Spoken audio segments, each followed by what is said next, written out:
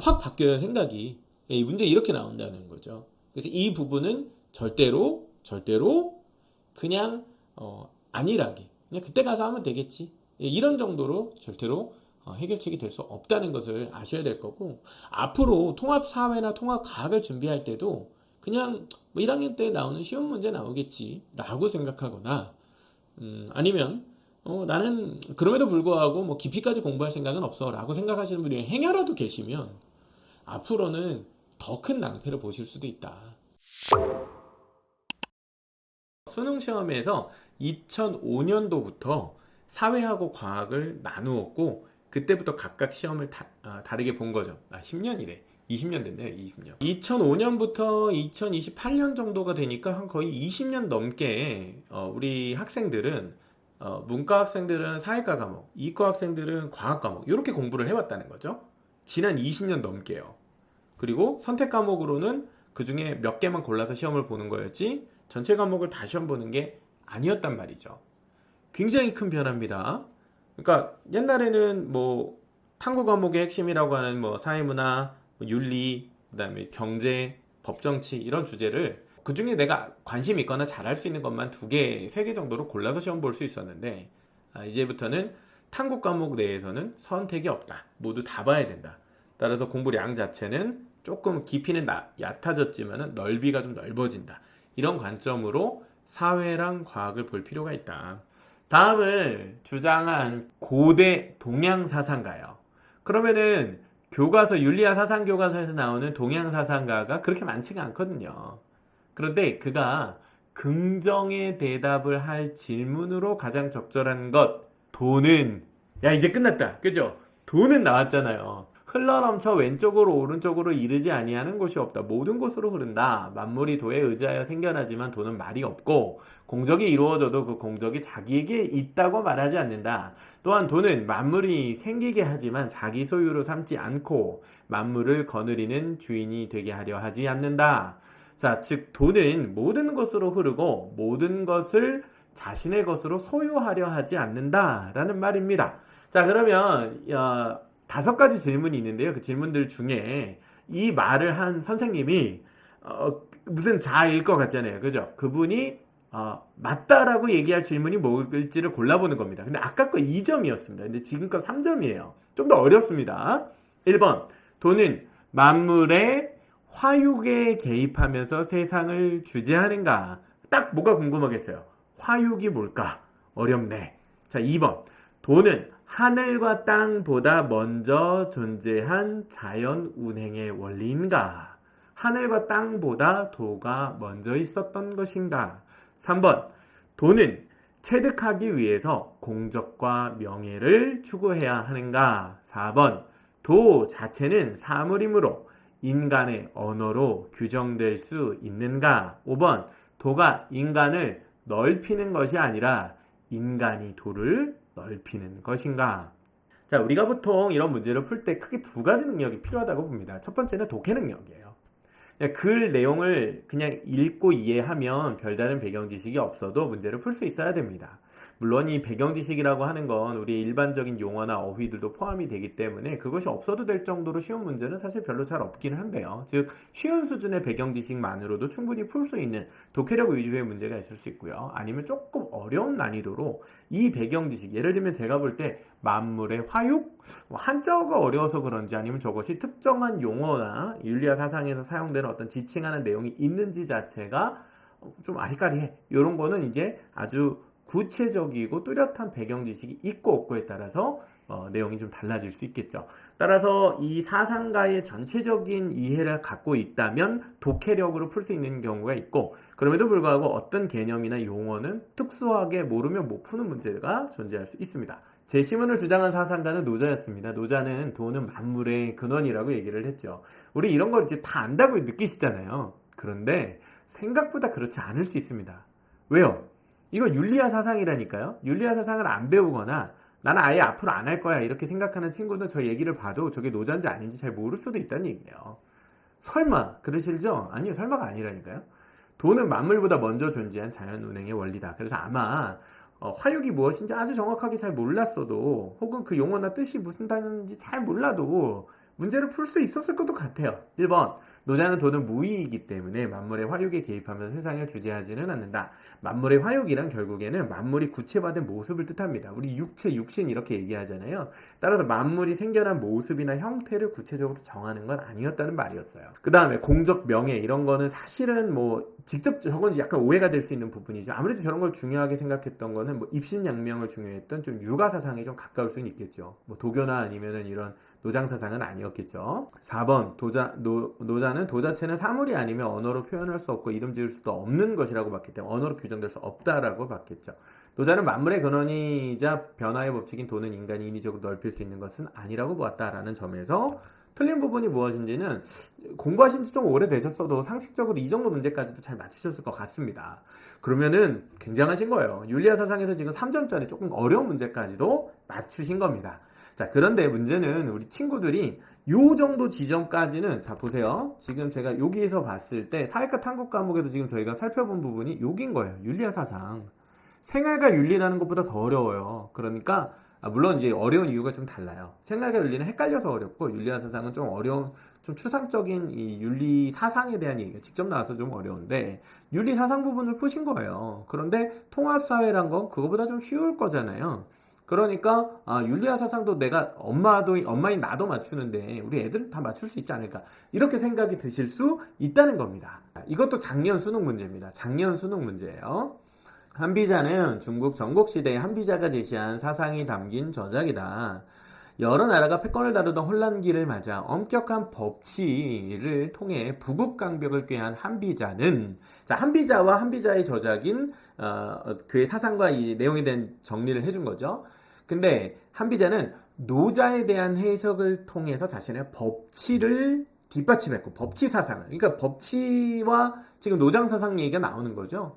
그러니까 법치를 강조한 게 한비자인데 이런 면모는 한비자의 해로 유로 등의 저작에서 확인할 수 있다. 한비자의 얘기였습니다. 자, 그런데 노자에서 도는 만물 생성의 근원으로 묘사된다. 도를 천지 만물의 존재와 본질의 근거라고 본 한비자의 이해도 이와 다르지 않다. 이건 뭐예요? 공통점이죠.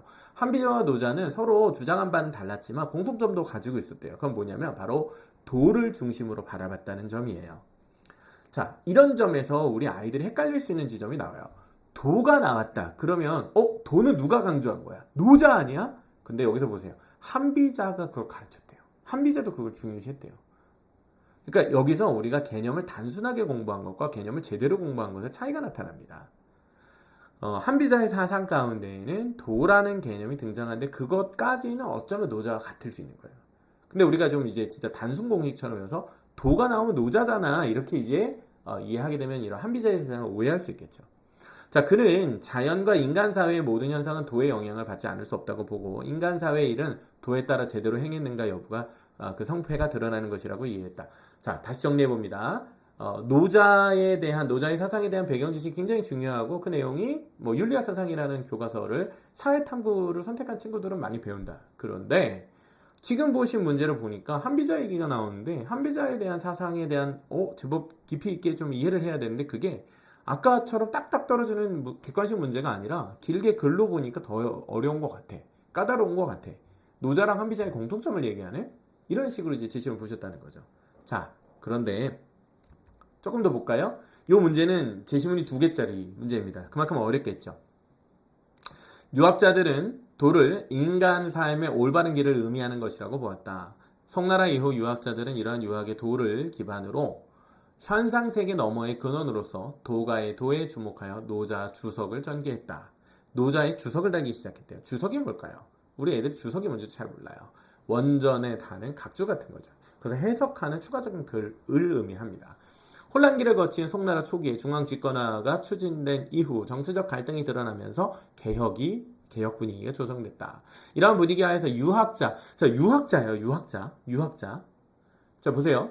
유가랑 도가는 다른 거잖아요. 근데 지금 유학자가 노자의 사상을 다시 재조명했다는 얘기를 하는 거예요. 얽히는 얘기를 하는 거예요, 지금. 개혁사상가의 왕한석은 노자의 주석을 다는, 누가 달았어요? 유학자가 달았다는 거예요. 유학자가 노자의 글에 주석을 달았다고? 이게 무슨 얘기지? 그는 노자의 도입니다. 만물의 물질적인 근원인 기라고 파악하고, 기가 나오는구나. 현상세계에 앞서 존재하는 기의 작용에 대해 사물이 형성된다고 보았다. 그는 기가 시시각각 변화하듯 현상세계도 변화한다고 이해했다. 인위적인 것을 제거해야 도가 드러나고 인간사회가 안정된다는 노자를 비판한 그는 자연과 달리 인간사회 안정을 위해서는 제도와 규범의 제정과 같은 인간의 적극적 개입이 필요하다. 지혜와 덕이 뛰어난 사람이 제정한 사회 제도와 규범도 현실에 따라 변화에 따라 블라블라 나오는 거예요. 아까 공자 선생님의 육아 사상과 노자 선생님의 노장 사상이 분리돼서 각각의 영역에서 문제로 풀어졌잖아요. 그런데 지금 보신 글을 봤을 때는 그 둘이 엄밀하게 구분이 되시던가요?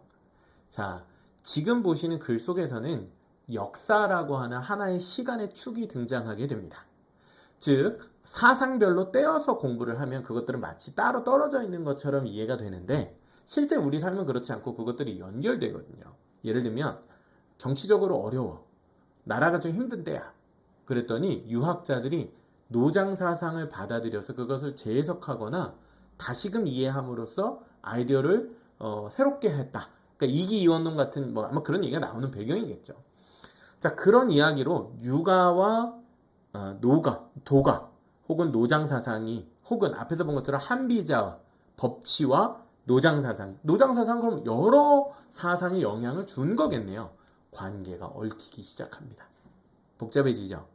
자, 지금 보신 이 지문은 어디 문제일까요? 작년 수능 국어 문제입니다. 국어 문제라는 거죠. 앞에서 보신 윤리와 사상 문제가 더 어렵게 느껴지시나요? 아니면 지금 보신 제시문의 난이도가 어렵게 느껴지시나요? 아까 보셨던 윤리와 사상 문제는 윤리와 사상을 선택하고 윤리와 사상 교과서를 배운 친구들, 그러니 배경 지식이 더 많이 필요한 친구들을 위한 문제였습니다. 지금은 노장 사상을 배우지 않은 친구들임에도 불구하고, 즉 선택을 하지 않은 이과 친구들도 이 문제를 공통으로 풀어야 되겠죠.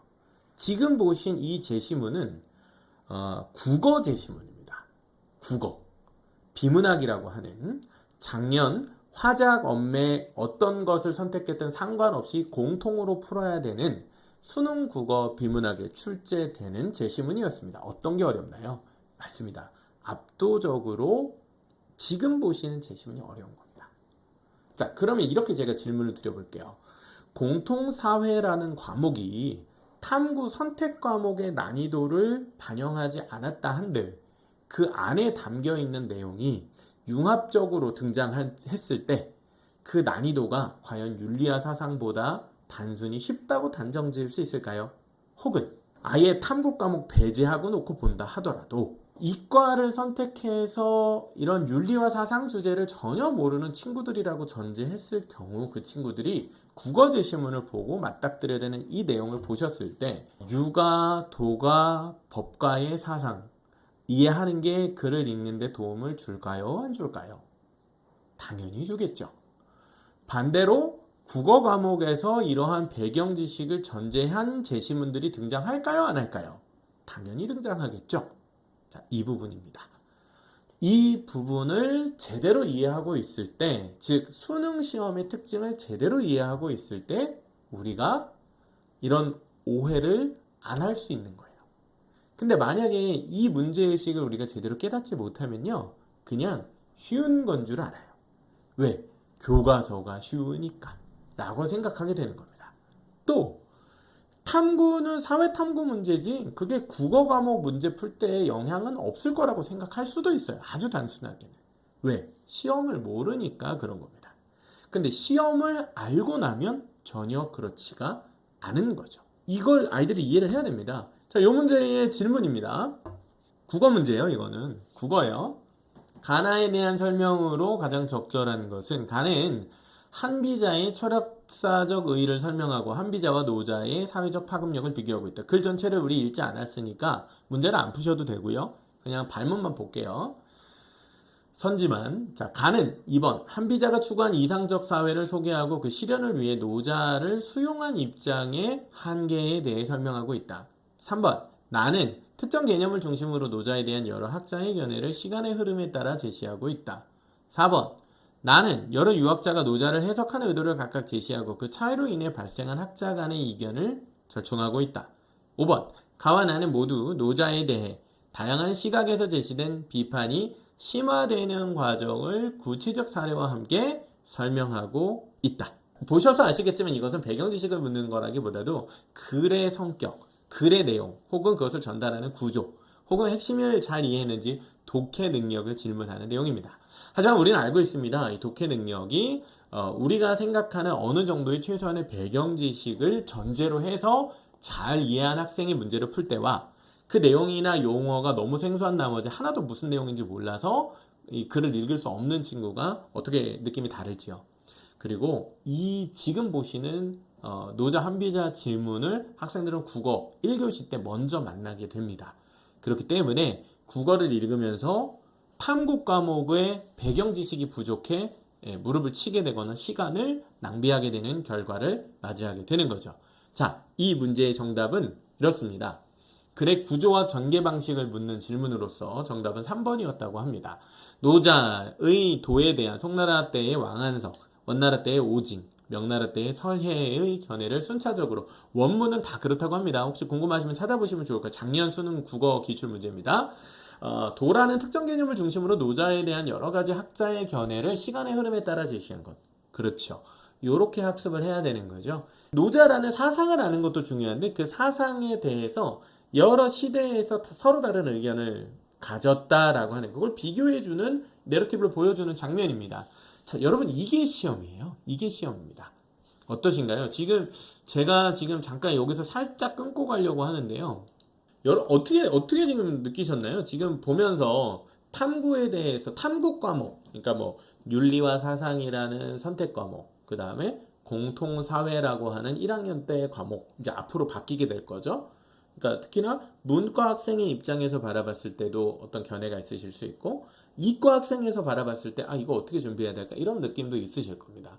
자, 그런데 아직 통합이 된 것도 아닌데도 불구하고 지금 국어 과목 비문학 제시문에 나오고 있는 노장 사상에 대한 이해도를 묻는 수준이 아까 앞에서 봤던 공통 과목도 아닌 선택 과목, 좀 더 어려운 수준이잖아요. 거기서 다루는 윤리와 사상의 제재보다 훨씬 난이도가 높은 거예요. 이해도의 수준이. 어떠십니까? 이게 느껴지십니까? 저 이걸 좀 느끼셨으면 했는데, 우리는 지금 시험에 대해서 너무 모르고 있어요.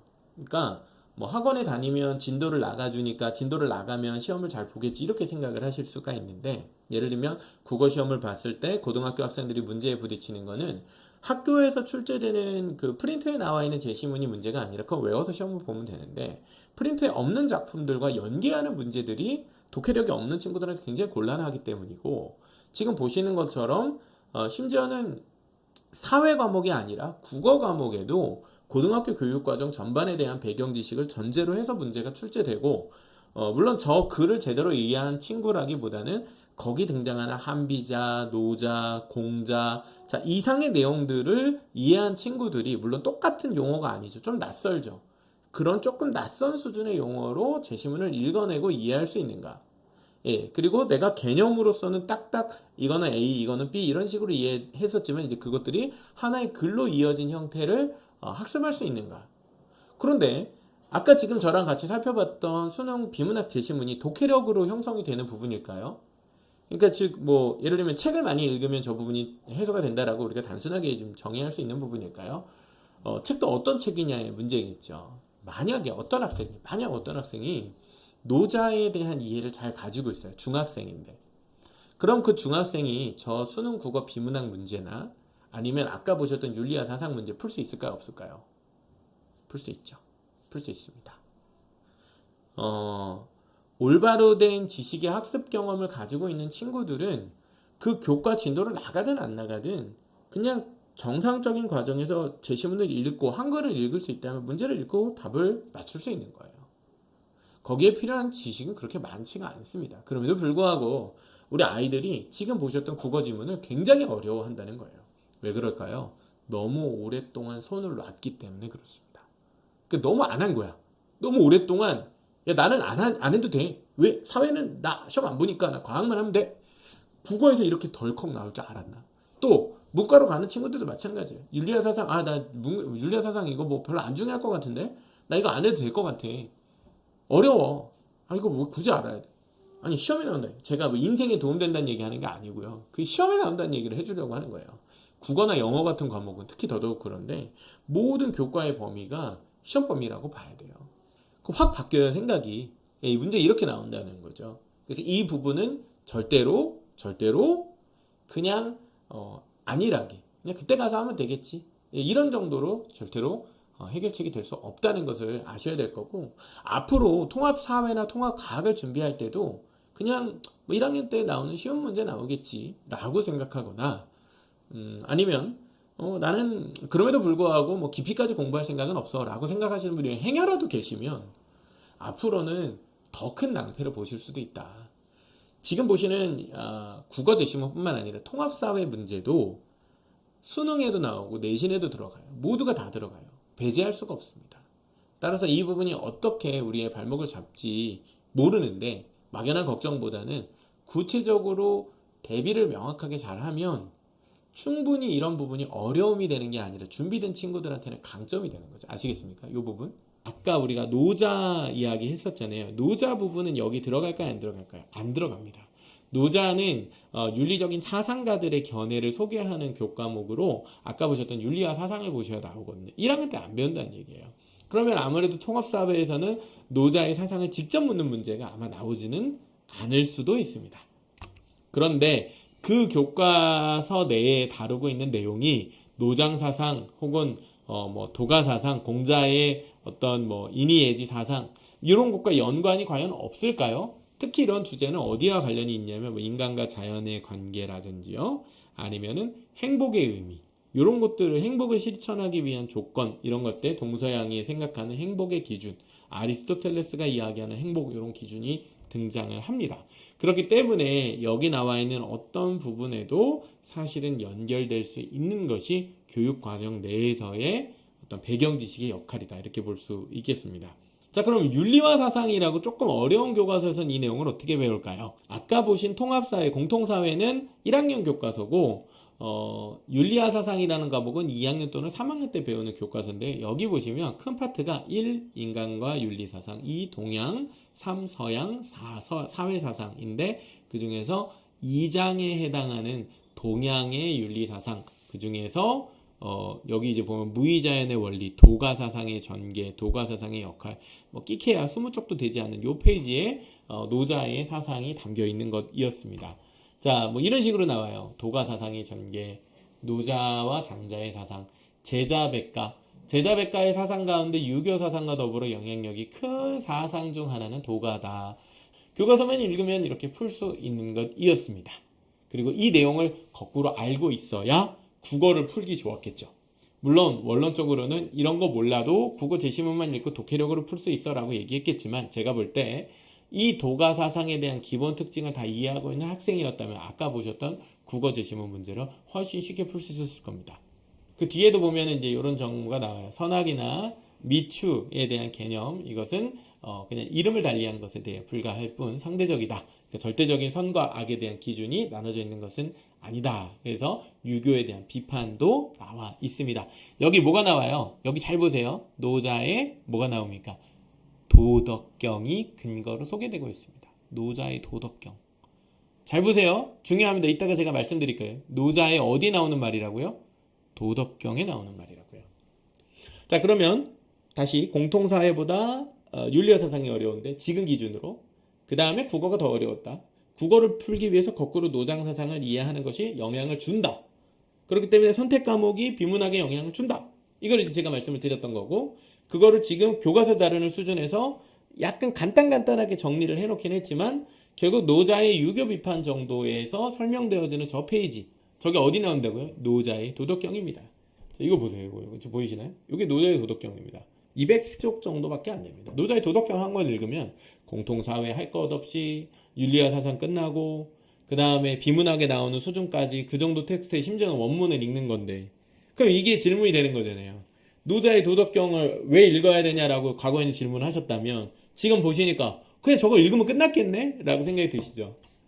자, 이거는 저희 학원에서 저희 학생들이랑 학원 홍보하려고 하는 거 아닙니다. 주의하세요. 도덕경을 읽을 수 있는가에 대한 얘기를 하려고 하는 거예요. 과연 노자의 도덕경을 중학교 3학년 정도 되는 학생들이 이해할 수 있는가? 일단 답부터 말씀드리면 반드시 이해할 수 있습니다. 충분히라고 이야기하는 부분이 만약에 이 노자의 사상을 꿰뚫었느냐? 아니요. 동양 사상은요, 박사가 돼도 알까 말까한 내용들일 텐데 우리 중학교 애들이 이걸 어떻게 통달하겠어요? 그게 아니라 개념 설명도 불충분하고 전후 맥락도 안 나와 있을 뿐더러 원전이 뭐라고 이야기하고 있는지 감각을 이해하지 못했던 친구들에게 그냥 원전을 읽을 수 있는 정도로 아 이게 그런 말이야 라고 이해하는 수준의 학습이 독서를 통해 가능하겠느냐라고 물으신다면 네, 가능합니다. 근거는요, 저희가 실제로 그렇게 가르치고 있기 때문에 그래요. 근데 저희가 뭘 대단한 걸 가르쳐서 그게 아니에요. 그냥 아이들이 읽습니다. 그냥 읽혀보시면 돼요. 안 읽혀보셔서 그렇습니다. 근데 이제 이따가 말씀드리겠지만 3학년 때 이 정도를 읽으려고 하면은 중학교 2학년, 중학교 1학년 때 읽어야 되는 독서 수준의 분량이 있겠죠. 그렇다고 수능에 노자 나오니까 그럼 노자 읽고 마키아벨리 나오면 마키아벨리 이렇게 읽을 겁니까? 그 얘기는 아니고요. 다만 이 정도의 텍스트를 읽어낼 줄 알게 되면은요, 사회 과목은 교과서 읽어도 다 이해할 수 있고요. 수능 시험에 나오는 제시문은 당연히 어느 정도의 배경 지식을 가지고서 그 현장에서 얻어지는 독해력과 감각으로 충분히 문제를 풀 수 있습니다. 가능해요. 요게 이제 저희가 학생들이랑 실제 읽는 교재예요. 요거를 보여드리는 이유는 이거를 그러면은 그냥 뭐 수박 겉핥기로 읽느냐? 그게 아닌 거죠. 어떻게 봐야 되는지를 한번 볼게요. 노자에 대한 일단 배경 지식, 제자백가의 한 사람, 뭐 이런 것들 애들한테 얘기도 해주고, 자, 제시문을 읽습니다. 이게 노자가 이야기한 원문입니다. 사람이 실천하고 배워야 할 가치를 어디에서 찾고 있는 것일까요? 그리고 노자가 생각하고 있는 존재와 플라톤의 이데아. 자, 요거 약간 좀 어려운 내용입니다만은 플라톤의 이데아를 배우고 나서 저희가 이걸 가르치거든요. 약간 형이상학이라고 얘기할 수 있는 철학적 주제들일 수 있는데 그런 것들을 서로 비교하면서 읽게도 충분히 합니다. 애들이 이 문제를 책을 읽고 답을 써요. 중학교 3학년 애들이. 최고의 선, 가장 높은 덕성은 마치 물과 같다. 만물을 이롭게 할 뿐 아니라 다투지 않는다. 사람이 싫어하는 곳은 낮은 곳에 처한다. 그러므로 도에 가깝다. 자신이 처할 것을 택하지 않고 헤아릴 수 없으며 사람에 대한 사심. 뭐냐면 물과 같이 아래로 흐른다. 물과 같은 내용 이거 나오잖아요. 그죠? 최고의 선이 왜 물인가? 모든 곳으로 가고 가리지 않는다. 자, 이런 무의 원리. 그 다음에 통치자의 어떤 태도. 노자는 왜 백성을 통치자가 있는지도 모르는 상태가 과연 최고의 평가. 그러니까 뭐냐면 인위적인 규칙과 규범에 대한 얘기 없이 자연스럽게 그냥 통치가 이루어지는 상태. 그리고 그의 사상을 공자, 마키아벨리의 사상과 비교해보자. 이런 주제를 가르쳤었죠. 자, 그래서 이런 사상을 학생들이 습득하고 배우는 거. 네, 쭉 보셨죠? 자, 노자와 그 지금의 삶. 또 글쓰기입니다. 우리가 직면하고 있는 문제들에는 어떤 것이 있을까요? 그 문제들은 왜 우리의 지금과 내일을 위협할 수 있을까요? 직면한 문제들을 해결하는데 노자 사상이 가진 의미 뭐겠습니까? 위에 보셔서 아시겠지만 환경오염이잖아요. 이런 주제들을 다룸에 있어서 노장 사상, 노자의 철학을 통해서 우리가 발견할 수 있는 바는 무엇인가를 중학생들이 이야기할 수 있습니다. 자, 그러면 제가 이게 왜 가능한지를 말씀드려 볼게요. 자, 지금 저희가 실제 읽히고 있는 책들입니다. 사실은 지금 말씀드렸던 도덕경 같은 경우에는 2년 전까지는 읽히다가 저희가 이제 매해마다 이제 약간 트렌드를 바꿔요. 아이들한테 새로운 책을 읽히기 위해서. 왜냐면 모든 책을 다 읽힐 수가 없으니까. 그래서 보통 중3 학생들 8월 정도에 니코마커스 윤리학이라고 하는 아리스토텔레스의 글을 읽고 군주론을 또 읽습니다. 2주에 한 번씩 이렇게 책을 읽어요. 그 다음에 밑에 보시면 논어를 읽습니다. 논어가 이거예요. 근데 우리가 시간이 없어서 내신 준비하느라 이게 참 읽힐 시간이 없는데 이게 논어입니다. 논어 훨씬 두꺼운데 이거 다 읽을 수가 없어서 약간 요거를 이제 조금 일부 보고 11월에 좀 더 봅니다. 자, 이런 식으로 이제 우리가 학습을 하고 있는데 논어나 도적경이나 이런 책들이 대단한 책이 아니라 아이들이 마땅히 알아야 되는 내용들이에요. 그러니까 학교 교육 과정에서 나오고 국어 시험에 이 내용들이 나오기 때문에 저희가 이 아이들이 지적인 능력으로 한번 훑고 미리 이해하고 볼 수 있다 이렇게 얘기를 하는 거예요. 근데 이게 이렇게 되려면 어떻게 되냐? 그 2학년 때 그 수준을 봐야겠죠. 그럼 2학년 때 보세요. 2학년 때는 어떤 책들을 보냐? 세계 약간 원전 정도의 강독은 아니지만 세계사, 한국사, 정리하고, 자 보세요. 토마스 모어의 유토피아, 제러미 벤담의 파놉티콘. 파놉티콘은 100쪽도 안 되는 아주 짧은 소책자입니다. 근데 벤담의 원글을 읽는다는 건 굉장히 중요한 의미를 갖죠. 벤담이 누구예요? 공리주의 아버지잖아요. 우리 애들 공리주의 엄청 모르거든요. 그리고 유토피아 사상 모르면 이상주의 배울 수 없습니다. 이상주의, 현실주의 차이가 무엇인지 이해할 수 없거든요. 근데 이런 책들을 직접 보고 이해하는 거예요. 근데 이런 과정이 2학년 때. 자, 그러면은 1학년 때는 어떤 걸 읽을까요? 조선왕조실록, 조선사, 세계사, 예, 마찬가지로 공부하는데 하멜 표류기. 자, 문화적인 개항시기, 근대화에 대한 주제죠. 예술 주제, 플라톤을 읽습니다. 국가 정의를 이루다. 물론 플라톤의 원전을 읽어도 좋겠지만, 국가를 읽으면 좋겠지만 너무 어렵기 때문에 청소년 수준들로 중학교 1학년 수준의 이런 책들, 마음으로 읽는 다산정신, 목민심서를 중학교 1학년 정도 해보고요. 자, 그럼 초등학교 수준은 어떻게 될까요? 초등학교 수준 곰브리치 세계사, 저희는 곰브리치 세계사를 자주 보고요. 그 다음에 자, 칸트 얘기입니다. 위대하고 어리석은 인간의 이성, 헤겔, 대립과 모순을. 물론 좀 어려워요. 애들이 쉽다고 얘기하는 건 아닙니다. 근데 이렇게 정리된 내용들을 미리 읽으면요, 나중에 칸트도 들어봤고 헤겔도 들어봤고 노자도 알고 공자도 알고 도덕도 알아요. 그럼 거꾸로 이런 얘기들이 왜 고등학교 2학년 3학년 때 사회탐구 과목을 선택 안 했기 때문에 모른다는 얘기가 왜 나올까요? 독서를 안 해서 그런 거죠. 예. 근데 거꾸로 생각해 봅시다. 결국 이 부분에 도달하기 위해서 저희가 아이들을 가르치고 시험을 보게 하는 건데, 그걸 이미 중학교 이전 시기에 다 경험할 수 있고 이해할 수 있다면 왜 그걸 안 할까요? 나의 행복과 모두의 행복이라는 주제. 제가 공통사회에 행복이라는 주제 단어 나온다고 했죠. 그 책 보는 것보다 이게 훨씬 낫습니다. 10대를 위한 정의란 무엇인가? 초등학교 5학년들이 읽는 책입니다. 공통사회에 있는 정의란 무엇인가 파트 이렇게 공부하는 겁니다. 무슨 말인지 아시겠습니까?